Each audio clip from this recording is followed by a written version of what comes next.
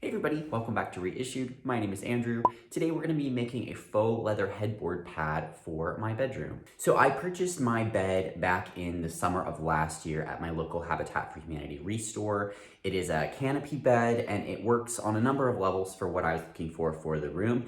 However, I did have grand plans for how I was going to transform it. I initially thought I was going to strip it and stain it and cut the headboard apart and make a padded headboard to go in there. Lately, I've been thinking a lot about the simplest way to accomplish a goal. I find myself often taking the most complicated path, and I thought, what's gonna be the simplest way to solve this? So the things I like about the bed, I think the canopy is good. It works really well in that room because it has really tall ceilings. I love the shape of the posts, how they kind of taper to the top. The thing that I'm not crazy about is this sort of curve over the top of the back of the headboard. It just feels a little bit like too Americana country for me. So initially I was gonna cut apart the bed and modify that shape. However, this is an Ethan Allen bed, and at one time it did retail for a lot of money. So there's a part of me that feels like a little bit guilty about modifying it too much. And also, construction is not my top skill. And so I thought we would sew a headboard pad instead to, one, minimize the parts of the bed that I don't like so much, two, work to my strengths, sewing rather than construction, and three, to kind of give this Anthropologie kind of thing that I was liking that I'd seen online, that I think will kind of dress down the bed a little bit. My issue with having a canopy bed like this is that it just feels so formal. So I think that creating a separate piece that will sort of work with the bed will kind of dress it down a little bit and make it feel a little bit more groovy and casual, right? So I've already done my shopping, I have my materials, let's jump in. All right, I'm here at Joann and I'm ready to pick up some foam and hopefully some hardware and some thread to match my faux leather color. Let's go.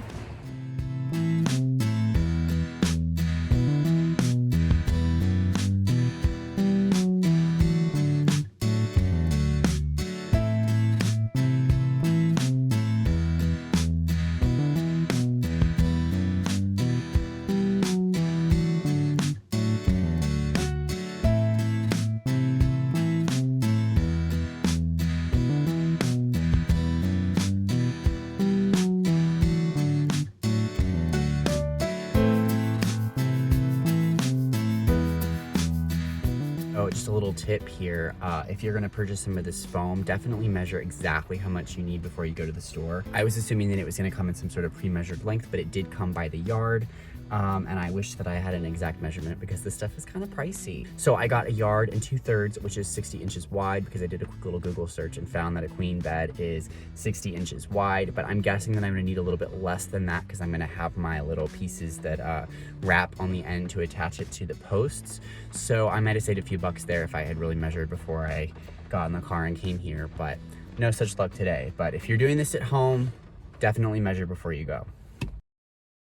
So I didn't actually end up with too much excess foam here, which is great. I will have to cut off a few inches, but that's okay. The plan here is that it will sit kind of it's hard to hold it. Let's jump out, there we go. So the plan here, I think, is that it's gonna sit kind of like this, and there's gonna be a strap that comes across at the top and a strap down there in the bottom. You're still gonna see this kind of little cutout thing there. I think that's kind of pretty and almost mid-century looking, but we're gonna conceal that little curve at the top, and so it'll come straight across and be a nice straight line across the top. So for this project, we need my 1-inch upholstery foam. I ended up buying 60 inches. I will cut off just a couple of inches, but I will use most of that for my queen size bed. I picked up these heavy duty snaps. I had to get 2 sets. I'll need 12 snaps, and they come with 7 in a pack, I believe. I also got this upholstery thread. I was gonna go for a normal thread, but this is specifically for upholstery. I think it's a little bit thicker, and it has a nice sheen on it that I think is gonna be pretty. I have this roll of faux leather that I think is super beautiful, and I picked up at the Scrap Exchange in Durham, North Carolina years ago for $8 for the roll, so winning there. So I think I want to start by creating our straps first that will hold the whole thing up on the posts. And then from there we can cut the pieces to insert the foam into and sew the straps right in at that point. I think the straps will be the trickiest thing, and so we might as well get those out of the way first, right? I start by taking some measurements for my straps. I had to measure the top and bottom straps separately since the posts are wider toward the bottom. Based on my measurements and adding some extra just in case, I needed 4 5-inch straps, 2 17-inch straps, and 2 19-inch straps. And I need 2 of each piece to make the front and back of each strap. Again, all of these ended up being longer than I needed, but better to have extra. I determined that I wanted the finished straps to be about 1.5 inches wide. Adding a 1/2 inch seam allowance to each side, I decided that I needed to cut my strips to 2.5 inches. I start the cutting process by straightening out the cut on my roll of fabric as best I could, using a straight edge, a rotary blade, and a mat. You can totally get the job done with scissors, but this way is a bit easier and makes super clean lines. My jacket looks so good here. Thank you so much for all the kind comments and views on that video. I was hoping y'all would love it, and I'm so happy that many of you did. I cut my first strip at 2.5 inches. I want to do a test to make sure this is going to work before I cut all the strips, you know?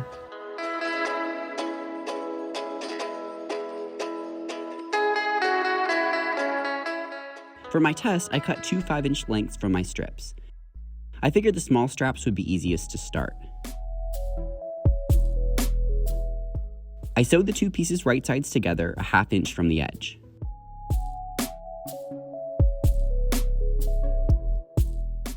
Then I painstakingly turn it right sides out.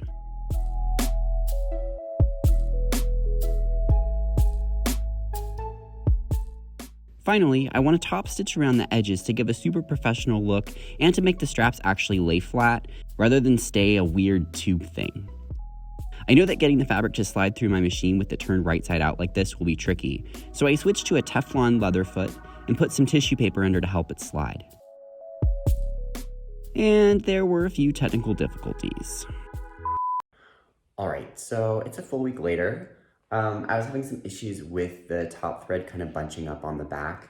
I've definitely gotten better at sewing since I've been creating stuff here on YouTube. However, my troubleshooting abilities when things go wrong with my machine are still kind of lacking. So it took me a minute to kind of get things figured out and step away and not freak out. I ended up adjusting the top tension on my machine. I think it usually sits around a 4, and now it's all the way up to an 8, which was a massive change. I wasn't expecting that. But it seemed to get better each time I kind of increased the tension, and that seemed to be where things kind of equalized a little bit. So I don't know if that's standard for sewing on all faux leather in this way. I would have thought that the tension would have been less when you were sewing through more thickness. I don't quite understand how it all works, but I'm just glad I found a solution. And so now I'm gonna go ahead and cut my strips and hopefully get things rolling along a little bit faster here. And we're back. Feeling more confident in my plan after the test, I go ahead and cut my 2.5-inch strips and then cut them into the correct lengths.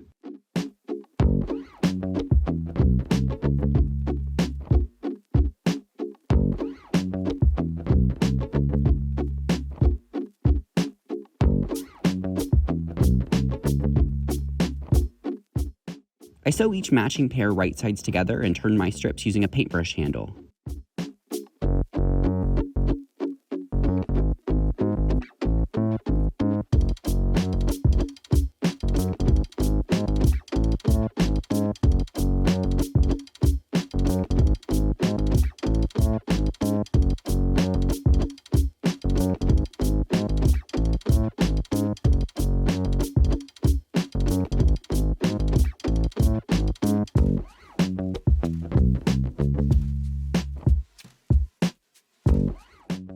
Easy enough. So it took me a minute to turn all of those. It was surprisingly tricky. My hands are sore from like wriggling them around. But now we're ready to top stitch. I used wax paper underneath this time since it was better at holding its shape and slid along very nicely through my machine. I sewed very close to the edge to get a nice sleek look. I keep thinking about this West Elm couch that has this beautiful top stitching. Goals. As I sew, I stop frequently to push the seam out as far as it can turn. I want to basically see the stitches from the initial right sides together seam along the side. Then I can hold that down and sew along the edge to lock it in. I tear out the wax paper from behind and clean up all the little pieces later.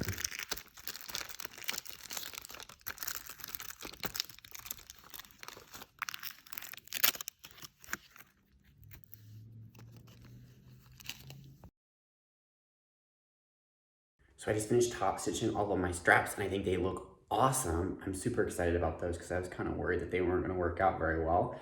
But they look great, and so I'm going to spend some time tonight cleaning all the wax paper out from behind just so they're really like clean and good to go. And then I'll come back tomorrow and sew them into my main structure. So I decided that the next step is to install the snaps, and I was hoping that my eyelet pliers that I purchased for a project a while ago would work for this as well.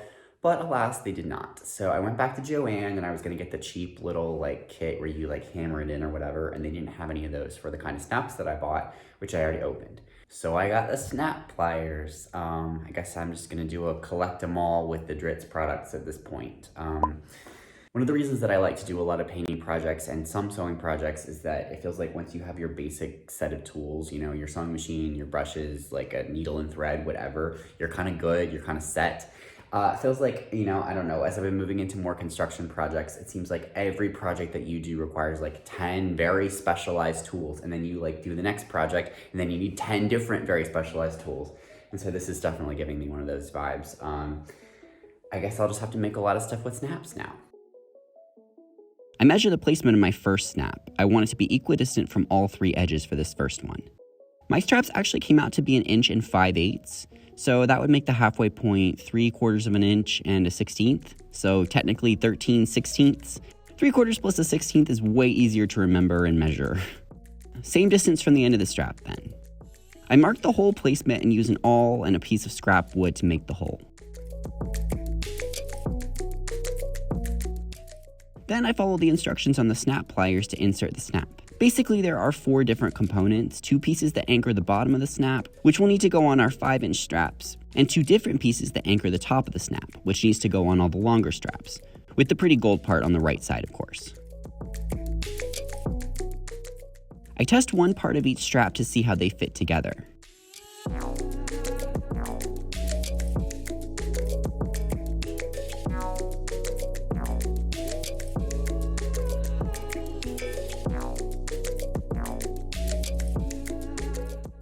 Once I felt okay about that, I mark and insert the rest of the snaps.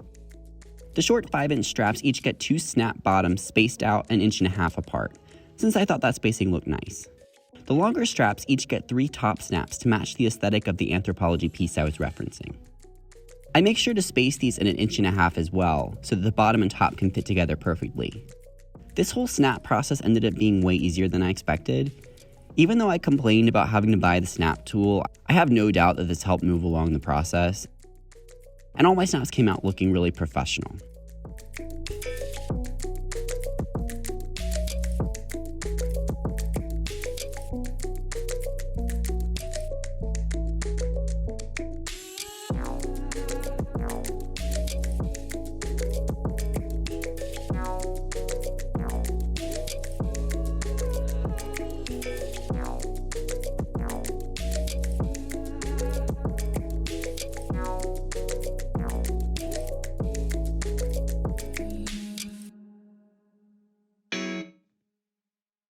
Now to cut out my big case pieces.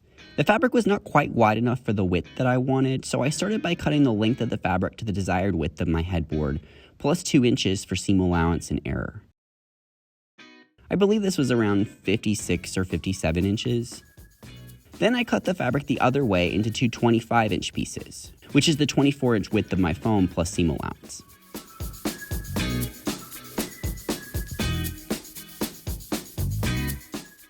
I used some office clips to clip the back panel and my straps in place on the bed. This was important to test the dimensions and get the placement of the back panel correct so that I could attach a hidden back strap. This back strap will go behind the curve on the top of the headboard to help the pad stay in place and keep it from sliding down. About 4.5 inches down seems right. This strap will be made from old seat belts that I had left over from my upcycled harnesses video. I burned one edge to keep it from fraying. Then I placed the seatbelt on the back panel, cut it to length, and burned that edge too. I chose not to go all the way to the edge of the pad because I don't want us to be able to see this at all from the front or side. So the strap stops about 1.5 inches from the edge. I pin it in place and test it on the bed one more time before stitching it down.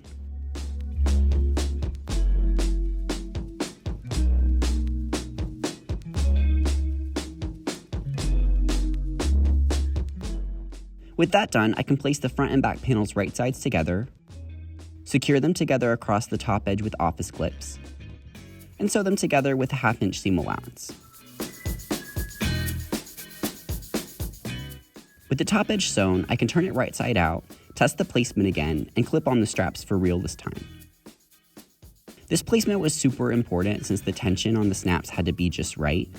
Too tight and I couldn't snap it where I wanted, too loose and the whole thing would be droopy. I noticed that the panels were a bit too wide for the placement that I wanted, so I folded them in about 1 inch on each side to help me see where the straps would attach. I will sew the sides with a 1-inch seam allowance instead of a 1/2 inch to get the width right.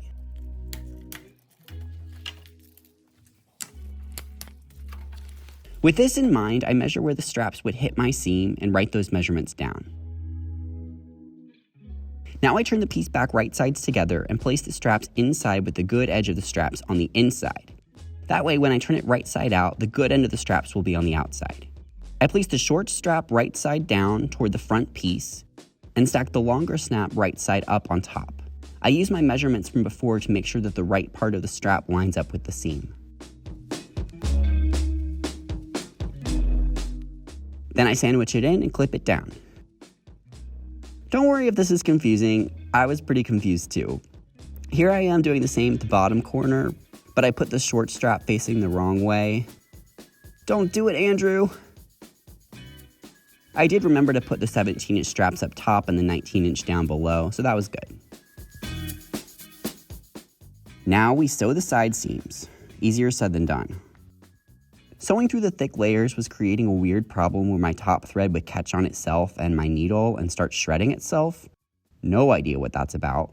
I just stopped when that happened and started again. These seams don't have to be pretty, they just have to hold. I turn it again and test it on the bed to see if it works. The top corners went perfectly and the fit was amazing, super tight but still able to snap properly. And the bottom corners were of course unable to snap since I put those pieces in backwards. Ugh. So I sewed the bottom two with the snaps facing the wrong side, which is annoying. But I was able to kind of try it out and see, and I think it's going to work really well. I'm debating whether or not I'm going to top stitch. I know that the top stitching is going to be really, really difficult, if not impossible, over the places where all the fabric is layered up. And as I'm seeing it on there now, it doesn't look bad without it, but I kind of like built it up in my mind, and so it might be hard for me to let go of it. So maybe we'll give it a try. I'm not sure yet. In any case, I need to seam rip and re-sew those bottom ones so that they will actually work properly. So let's get to that. Now that everything is working on the sides, I'm going to take this opportunity while the bottom is still open to dry fit the foam, just to make sure, if I need to cut it down multiple times to get the right fit, I do that before I make a tiny hole in the bottom that it has to fit through. So let's do that now. I laid the foam over the top of my case and cut the end so that it was about a 1/2 inch shorter on either side. Then I stuff it in to see how it fits. And the struggle was real. The foam did not want to slide at all against the felt backing on the faux leather, so the best strategy was to try to hold the corners in the right spot and then shake it around to get the rest in place. And then I tested on the bed yet again to see how the foam lays against the headboard. It's all coming together. So against my better judgment, I'm gonna top stitch it. On the one hand, I feel like I always create more work for myself than I need to, so I want to hear that voice, but the other voice is telling me, just take it across the finish line, you've come this far. So we're gonna do that. After reinforcing some questionable areas where the straps were attached, I sewed the bottom closed from the corners inward, leaving about a 24-inch opening in the middle to stick my foam through later. Before turning the whole thing right sides out for the final time, I clip off the large seam allowances on the sides, the corners, and the excess straps to minimize any bulk along the edges. With the case turned right sides out, I placed some clips along one of the side edges to hold the shape of the edge. I decided to clip it this time instead of sort of working it as I went like I did on the straps, since I thought it would be harder to reach in with the case being so big. I don't know that this was really necessary, but the clips worked okay. Using my wax paper underneath again, I top stitched very close to the edge between where the straps attach, since I didn't want to / couldn't sew over the straps. Instead of sewing back and forth to anchor my thread at the beginning and end, I leave some longer tails. That way, I can pull the top thread through to the back side and tie it off with the bobbin thread. This leaves the front looking very clean and makes the decision not to sew over the straps feel really purposeful. After repeating this process for the other side, the top, and the areas that were sewn closed along the bottom, I can insert the foam. Since I had a smaller hole to insert through this time, I had to start by putting one end through the hole and lining it up at the corners. Then I kind of stuffed the rest in and shimmied it around to get it to lay flat. To close up the bottom, I clipped the opening edges right sides together and put a little leather glue in to help them bond before I sewed it closed. I'm not sure this was really necessary. I don't know if I didn't get enough glue in there or if I just didn't let it dry long enough, but it didn't really hold once I removed the clips to go sew it, so I clipped it again and removed the clips as I sewed. Not a big deal. And with that, this project is done. After several weeks and a lot of work, this project is done, and I am so happy with how it turned out. Giving that really clean horizontal line across the top really modernized the bed. I ended up spending a little bit more on this project than I thought I would or that I wanted to spend. However, I don't think I've ever seen a headboard pad quite like this where the straps go horizontally and attach to a canopy bed. So even though this may not be like the cheapest thing ever, I feel like the customization factor is really in play here where I don't even know where to buy something like this. So better to make it. As always, if you enjoyed this video or you like how this project turned out, hit the like button. Also consider subscribing. I feel like whenever I get in a groove and I start uploading weekly and then I say that in a video that I'm uploading weekly, then I stop uploading weekly. Life gets busy or projects take a long time. So no promises here, but if you subscribe, I will roll out content to you as quickly as I possibly can. You know, I have a lot of cool projects in the works always, so stick around. Thank you so much for your time. Thank you for watching, and I hope you really like how this turned out.